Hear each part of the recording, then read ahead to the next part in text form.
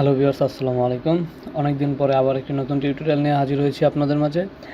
এতদিন ধরে যারা আমাদের সাথে ছিলেন তাদেরকে অসংখ্য ধন্যবাদ। তো আজকে আমাদের টপিকটি হলো লাইন সেগমেন্ট টুল, এআরসি টুল, স্পাইরাল টুল, রেক্ট্যাঙ্গুলার গ্রিড টুল এবং পোলার গ্রিড টুল। সাথে আমরা দেখব হলো গিয়া রোটেট টুল এবং রিফ্লেক্ট টুল। এই কয়টা টুল সম্পর্কে আজকে টোটালি ধারণা নেব এখন। তো চলুন শুরু করি।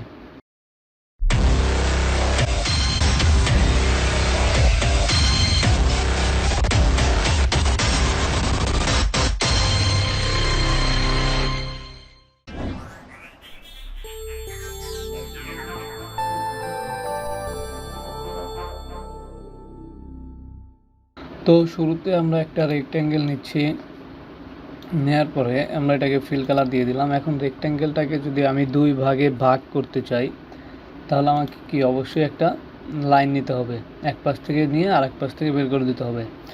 এরপর দুইটাকে সিলেক্ট করব, তারপরে পাথ ফাইন্ডারে গিয়ে ডিভাইড করে দিব, এরপরে অপশন করে রাইট ক্লিক করে আনগ্রুপ। যারা পূর্বের ভিডিওগুলো দেখছেন তারা আশা করি বুঝতে পারতেছেন, এবং যারা বুঝতে পারতেছেন না তারা আবার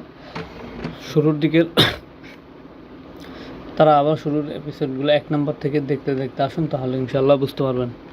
তো আমি এটাকে ডিলিট করে দিলাম। ডিলিট করে দেওয়ার পরে আমি এখন একটা লাইন টুল নিচ্ছি, শিফট ধরে নেওয়ার পরে আমি একটা লাভ আর্ট করব এখানে। তো আমি এটাকে ডাবল ক্লিক করে ভার্টিক্যালি আমি এটাকে ওকে দিয়ে দিলাম। এখন দেখেন এখানে আমি রিফ্লেক্ট টুলটাকে ইউজ করছি। তো রিফ্লেক্ট টুলের এখানে কাজটা ছিল এরকম, যদি আমি এরকম একটা শেপ নেই, ডিরেক্ট সিলেকশন টুল থেকে একটা মাথাকে আমি চিকন করে দিলাম। ভালোভাবে খেয়াল করেন, এই মাথাটা চিকন আছে, এই পাশটা চ্যাপ্টা আছে। তো এটাকে সিলেক্ট করে যদি আমি রিফ্লেক্টে ডাবল ক্লিক করি এবং আমি যদি হরিজন্টালে টিক দিয়ে প্রিভিউতে ক্লিক করি তাহলে কিন্তু উল্টে গেছে। এই চিকন মাথাটা এই পাশে ছিল, এটা এই পাশে চলে আসছে, এবং এই পাশে চ্যাপ্টা মাথা ছিল সেটা এই পাশে চলে গেছে। যদি সেম কাজটা আমি হরিজন্টালি করি তাহলে দেখেন এই মাথাটা উপরে ছিল, নিচে আসছে। আমি প্রিভিউটা অফ করে দিই, দেখেন এরকম ছিল, এরকম হয়ে গেছে হরিজন্টাল দিলে। আর যদি ভার্টিক্যাল দিই তাহলে দেখেন এই পাশে চলে আসছে, ছিল হলো গিয়ে এরকম, এখন হয়ে গেছে এরকম। আশা করি সবাই বুঝতে পারছেন। এবং এখন যদি আমি কপি দিই তাহলে আগেরটাও থাকবে, নতুন করে একটা কপি হয়ে যাবে। আর যদি ওকে দিই তাহলে এইটাই হয়ে যাবে। দেখেন আমি কপি দিচ্ছি, এই যে আগেরটাও আছে, উপরে একটা নতুন তৈরি হয়েছে, এটাও আছে, এটাও আছে। আর যদি ওকে দিতাম তাহলে এইটা আর থাকতো না, ওইটাই ঘুরে এরকম হয়ে যেত। আশা করি রিফ্লেক্ট টুলটা সবাই বুঝতে পারছেন। এরপরে দেখেন রোটেট। তো রোটেটটা আরও সহজ। রোটেট টুলে এরপর রিফ্লেক্ট টুলে আরেকটা কাজ আছে, আপনি চাইলে এখানে ডিগ্রি লিখে দিতে পারবেন। যত ডিগ্রি আপনি লিখে দিবেন তত ডিগ্রি অনুসারে এটা কিন্তু ঘুরবে। সেম কাজটা আমরা রোটেট টুল থেকেও করি। তো রোটেট টুলে যদি ডাবল ক্লিক করি, এরপর যদি আমরা এখানে যত ডিগ্রি বাড়াবো তত ডিগ্রি কিন্তু এটা ঘুরবে, এবং এইখানে যে একটা পয়েন্ট আছে এই পয়েন্ট অনুসারে এটা ঘুরতে থাকবে। যদি আমি এইখানে একটা ক্লিক করি রোটেট টুল থেকে, তারপর যদি ঘুরাই তাহলে ওই যেখানে ক্লিক করছিলাম ওই জায়গাটা ওইখানেই থাকবে, বাকিটা ঘুরবে। যদি আমি এইখানে ক্লিক করি তাহলে ওই জায়গাটা ওইখানেই থাকবে, বাকিটা ঘুরবে। এবং আমি যদি নির্দিষ্ট একটা মাপে ঘুরাইতে চাই তাহলে আমি যেখানে ক্লিক করব সেখানে অল্টার চেপে ধরে ক্লিক করতে হবে। এরপরে কিন্তু আমি এখানে একটা ডিগ্রি লিখে দিতে পারবো, এবং যত ডিগ্রি লিখে দেবো অত ডিগ্রি অ্যাঙ্গেল এটা কিন্তু ঘুরবে। এবং কপি দিলে কপি হবে, আর ওকে দিলে এইটাই ঘুরে যাবে। আশা করি রিফ্লেক্ট এবং রোটেট সম্পর্কে আর কারো কোনো প্রবলেম নাই। আমি এই দুইটাকে ডিলিট করে দিচ্ছি। এটাকে সিলেক্ট করে রিফ্লেক্টে যাব, ডাবল ক্লিক করলাম, এরপরে ভার্টিক্যাল টিক দেওয়া ছিল, এখানে আমি কপি দিলাম। দুইটাকে সিলেক্ট করে আমি এখানে পয়েন্ট বাড়িয়ে দিব। তো পয়েন্ট বাড়ানোর জন্য কিবোর্ডের আপ অ্যারো চাপ দিয়ে ধরে রাখলে পয়েন্ট বাড়তে থাকবে। তবে তার আগে এখানে একটা ক্লিক করতে হবে, তারপরে আপ অ্যারো চাপ দিতে হবে। তো আমি এতটুকু রাখলাম। রাখার পরে আমি এটাকে এখন আমরা এক্সপ্যান্ড করব। তো এক্সপ্যান্ড আমরা কেন করি এই বিষয়টা পূর্বের ক্লাসেও আলোচনা করেছি, আবার করতেছি, যে কোনো ডিজাইনকে যদি আপনি কাটতে চান তাহলে তার জন্য ফিল কালার প্রয়োজন। এবং ফিল কালার যদি এইখান থেকে ফিল কালার করতে চান তাহলে কিন্তু ডিজাইনটা নষ্ট হয়ে যাবে। কন্ট্রোল জেড চলে আসলাম। তো এইভাবে যদি ফিল কালার দিতে চাই তাহলে ডিজাইনটা নষ্ট হয়ে যাচ্ছে। তো এখন আমাকে এটা ফিল কালার দিতে হবে, কিন্তু এইখান থেকে দেওয়া যাবে না। এই রকম সময় আমাকে অবজেক্ট থেকে এক্সপ্যান্ড করতে হবে। এখানে খেয়াল করেন, আমি যখন ওকে দিব তখন কিন্তু ফিল কালার হয়ে গেছে, ডিজাইন কিন্তু নষ্ট হয় না। তো যখনই কোনো ডিজাইনকে ফিল কালার করতে হবে এবং এইখান থেকে করা যাবে না, তখন সেটাকে আমরা এক্সপ্যান্ড করে দেবো। আশা করি সবাই বুঝতে পারছেন। এবং শেপ বিল্ডার টুল থেকে শেপ বিল্ডার টুলের কাজটা আমরা এই পর্বে দেখব। তো শেপ বিল্ডারের কাজটা হলো কি, আমরা যদি এইখান থেকে ক্লিক করে এটার ভিতরে নিয়ে আসি মাউসের ওকে বাটনটা, তাহলে দেখেন দুইটা মিলে একটা হয়ে গেছে। এখানে ক্লিক করে যদি এখানে নিয়ে আসি তাহলে এই দুইটা মিলে একটা হয়ে গেছে। আর অল্টার চেপে ধরে যদি ক্লিক করি তাহলে কিন্তু কেটে যাবে। শেপ বিল্ডারের কাজটা আরেকবার আমি বলছি, অল্টার চেপে ধরে টান দিলে কেটে যায় এবং অল্টার ছাড়া টান দিলে একটা হয়ে যায়। আশা করি সবাই বুঝতে পারছেন। তো অল্টার ছাড়া ক্লিক করলে একটা হয়ে যায় এবং অল্টার ধরে ক্লিক করলে কেটে যায়।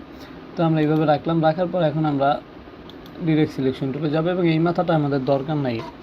আমরা পূর্বের ক্লাসগুলোতে দেখেছি যে একের অধিক সিলেক্ট করতে চাইলে শিফট ধরে সিলেক্ট করতে হয়। তো যেহেতু আমাদের এখন একের অধিক সিলেক্ট করা আছে, এখন যদি কোনোটা বাদ দিতে চাই তাহলে আমাকে শিফট ধরেই বাদ দিতে হবে। মানে আপনার একটা সিলেক্ট করা আছে, এখন যদি আপনি আরেকটা সিলেক্ট করতে চান তাহলে আপনাকে শিফট চেপে ধরে ক্লিক করতে হবে। আর যদি শিফট ছাড়া ক্লিক করেন তাহলে আগেরগুলো সব বাদ হয়ে শুধু একটাই সিলেক্ট থাকবে। তাই একই সঙ্গে সবগুলোকে সিলেক্ট করতে চাইলে আপনাকে শিফট ধরে ধরে ধরে ক্লিক করতে হবে। এখন যেহেতু আমার কোনোটা বাদ দিতে হবে তাহলে শিফট ধরেই বাদ দিতে হবে। যদি না বুঝে থাকেন শুরুর ক্লাসগুলো দেখলে বিষয়টা ক্লিয়ার হয়ে যাবে ইনশাল্লাহ। তো এখন আমি এই দুইটা মাথা বাদ দিয়ে দিলাম এবং বাকি যে কোনো একটা পয়েন্ট ধরে টান দিলেই দেখবেন যে কি সব পাশ রাউন্ড হয়ে গেছে। কালারটা আমি স্টক রাখছি, আশা করি বুঝতে পারছেন। এখন আমি দেখি এটা থেকে আর কি করা যায়।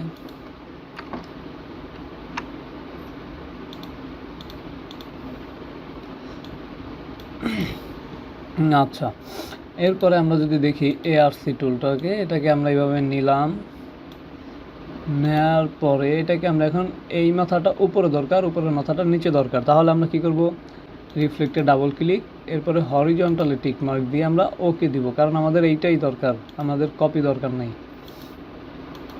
ওকে, এটাকে আমি একটু সরাচ্ছি। এরপরে আমি এটাকে সিলেক্ট করে বেসিকের এইখান থেকে আমি এই ব্রাশটা সিলেক্ট করে দিলাম। এই ব্রাশটা আমার নিজের তৈরি করা। তো কীভাবে ব্রাশ তৈরি করতে হয় সে নিয়ে আমি একটা ভিডিও বানিয়ে রাখছি, আর্ট ব্রাশ, এটাকে বলে আর্ট ব্রাশ। তো আর্ট ব্রাশ নিয়ে আমি একটা ভিডিও বানিয়ে রাখছি, ওই ভিডিওটা ডিসক্রিপশনে লিঙ্ক দেওয়া থাকবে, সেখান থেকে গিয়ে দেখে নেবেন। তো এইভাবে করে আমি একটা নিলাম। আবার যদি আমি এটাকে আরেকটা কপি করতে চাই, রিফ্লেক্টে ডাবল ক্লিক করে ভার্টিক্যালি কপি দিলাম, তাহলে কিন্তু আরেকটা কপি হয়ে গেল। আশা করি সবাই বুঝতে পারছেন। এরপরে দেখেন, আমরা যদি একটা রেক্ট্যাঙ্গেল নেই, এরকম নিলাম সাপোজ, এবং এটা ফিল কালার রাখলাম। এখন যদি এটাকে ছোট ছোট ছোট ছোট টুকরায় ভাগ করতে চাই তাহলে আমরা এখান থেকে কিন্তু রেক্ট্যাঙ্গুলার গ্রিড টুলটা নিতে পারি। এইভাবে নিলাম, নেওয়ার পরে দুইটাকে সিলেক্ট করে ডিভাইড অপশন করে আনগ্রুপ। এরপর কিন্তু আমি এইগুলোকে যে এটাকে বলা হয় হিডেন পাথ, যেটা দেখা যাচ্ছে না, কালার নাই আর কি, সেটাকে বলা হয় হিডেন পাথ।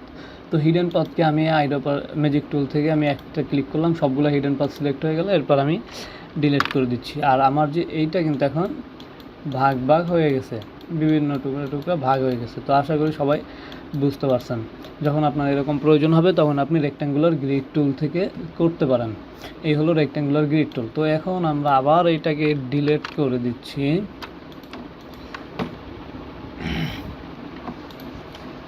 আমি স্পাইরাল টুলটা নিচ্ছি, এটা থেকে কিন্তু শামুক ডিজাইনও করা যায়। তো আমি এটাকে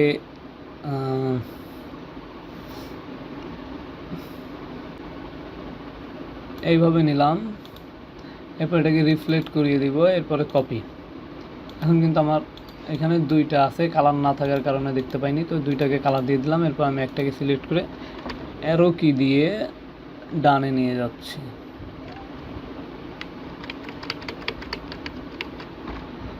ওকে, আমি এটা থেকে একটা সুন্দর একটা ডিজাইন তৈরি করছি।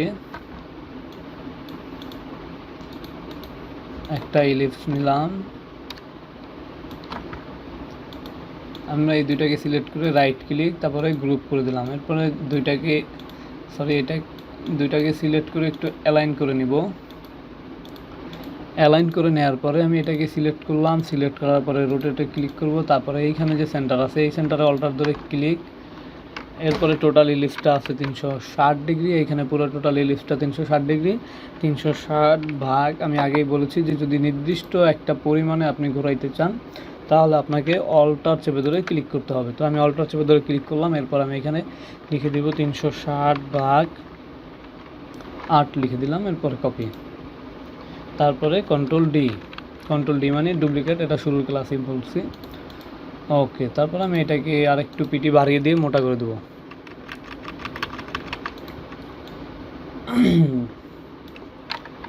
আমি আগেই বলেছি কোনোটা সিলেক্ট থেকে বাদ দিতে চাইলে শিফট ধরে ক্লিক করতে হবে, তাহলে সেটা সিলেক্ট থেকে বাদ হবে। আবার শিফট ধরে ক্লিক করলে সেটা সিলেক্ট হয়ে যাবে। তো আমরা এটাকে শিফট ধরে ক্লিক করে সিলেক্ট থেকে বাদ দিয়ে দিচ্ছি এবং বাকিগুলোর পিটি বাড়িয়ে দিচ্ছি একটু। এখান থেকে এটা করে দিলাম।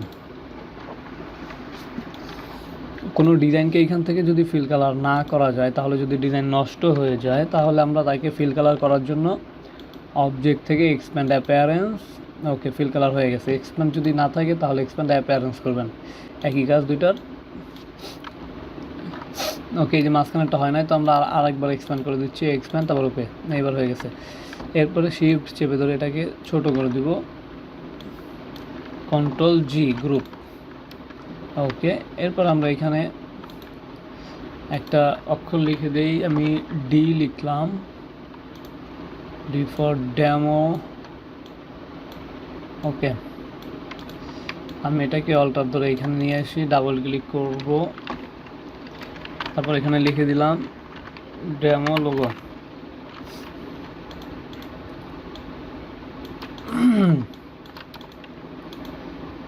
দুইটাকেই সিলেক্ট করলাম, সিলেক্ট করার পরে ক্যারেক্টার অপশন থেকে ক্যারেক্টার নিয়ে পূর্বে আলোচনা করা হয়েছে, যদি আপনি মিস করে থাকেন তাহলে উপরের ক্লাসগুলো আরেকবার দেখে আসবেন।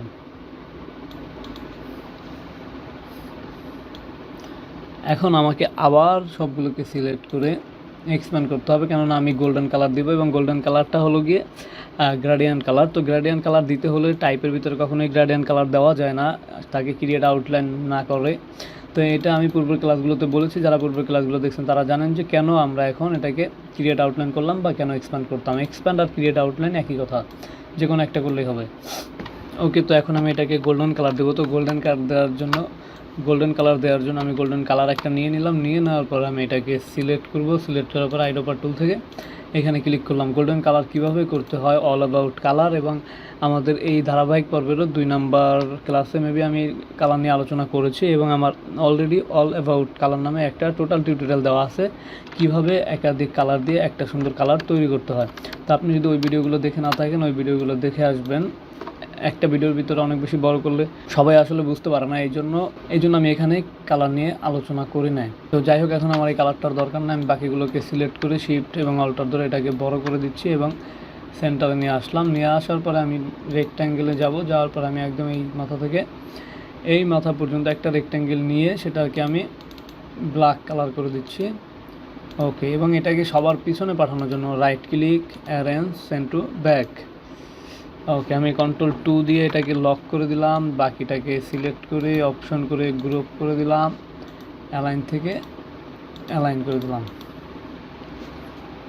আশা করি সবাই বুঝতে পারছেন, এবং কোথাও যদি আপনার বুঝতে অসুবিধা হয় সেক্ষেত্রে অবশ্যই কমেন্টে জানাবেন, এবং পরবর্তী ক্লাসে আমরা আপনার সমস্যার সমাধান করার চেষ্টা করব। তো অনেক দিন পরে ভিডিওটা দেওয়ার জন্য আসলে দুঃখিত, এবং এতদিন সাথে থাকার জন্য আপনাদের সকলকে অনেক ধন্যবাদ। আসসালামু আলাইকুম।